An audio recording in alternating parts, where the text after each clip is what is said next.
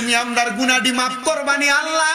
আমার আল্লাহ কয় বান্দা লা তাকুনাতু মির রাহমাতিল্লাহ, আমি আল্লাহর রহমত থেকে নিরাশ হইও না।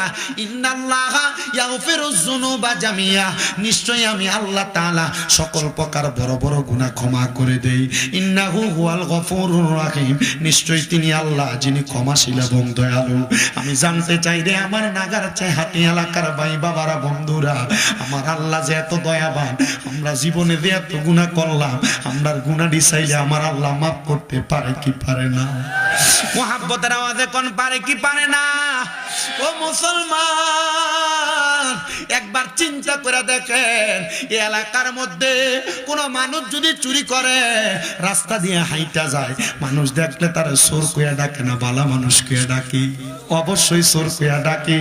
ও মুসলমান, একবার চিন্তা করেন, আপনি যে মিছা কথা বলেন, আপনার কপালে যদি আল্লাহ লেখা দিত আপনি মিথ্যাবাদী, মানুষ আপনার মিথ্যাবাদী বইলা ডাকতো।